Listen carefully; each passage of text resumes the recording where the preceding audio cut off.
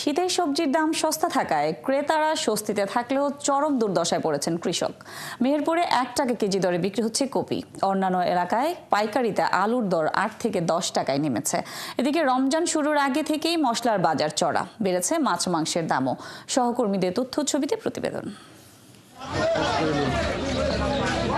মেহেরপুরে পাইকারি বাজারে শীতের সব সবজি ও পেঁয়াজের দরে ধস নেমেছে। পাইকারিতে প্রতি কেজি বাঁধাকপি ও ফুলকপি 1 টাকায় বিক্রি হচ্ছে। গাংনী কাঁচা বাজারে আলু প্রতি কেজি বিক্রি হচ্ছে 8 থেকে 10 টাকায়। চাহিদার চেয়ে উৎপাদন কয়েক গুণ বেড়ে যাওয়ায় দর পড়ে গেছে বলছেন ব্যবসায়ীরা। কাস্টমার কম, আর টমেটো আপনার আছে 5 টাকা থেকে 7-8 টাকা কেজি। চট্টগ্রামে সবজির বাজার সস্তা যাচ্ছে। ডিমের দাম নতুন করে বাড়েনি। সোনালী মুরগি 30 টাকা কমে বিক্রি হচ্ছে 320 টাকায়। তবে ব্রয়লার মুরগি 15 টাকা বেড়ে বিক্রি হচ্ছে 195 টাকায়। বাজারে চাহিদার তুলনায় সরবরাহ কম থাকায় দাম বেড়েছে মাছের। পোয়া মাছ আগে বিক্রি করতাম 300 350, এখন 400 টাকা বেশি। কাতাল মাছ বেচতাম আগে 350 টাকা, এখন 400 টাকা বেশি। সামগ্রিকভাবে একটু বাড়ছে মনে হচ্ছে আমার।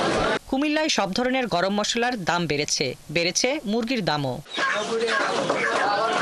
তবে ছোলা কেজিতে 15 টাকা কমে 125 টাকায় বিক্রি হচ্ছে। বুট, খেসারি সহ বিভিন্ন ধরনের ডাল কেজিতে 5 থেকে 10 টাকা কমেছে। ছোলা বুটের দামও নিম্নগামী, যে আমরা খুচরা আগে ছোলা বুট 140 টাকা বিক্রি করতাম, এখন 125 টাকা বিক্রি করতেছি, কিন্তু আশা করি আর দাম কমবে। কিন্তু খেজুরের দামে খুবই ঊর্ধ্বগতি। তেলের দাম বাড়ছে, মশলার দাম বাড়ছে, তারপরে চাউলের দাম বাড়ছে। কিন্তু চাউলটা যদি দামটা সরকার যদি একটু কমাইতো তাহলে সাধারণ মানুষ খাইয়া খুব হয়তো। এদিকে পাইকারি বাজারে মোটা চালের দাম কেজিতে 1 থেকে 2 টাকা কমলেও খুচরা বাজারে প্রভাব পড়েনি।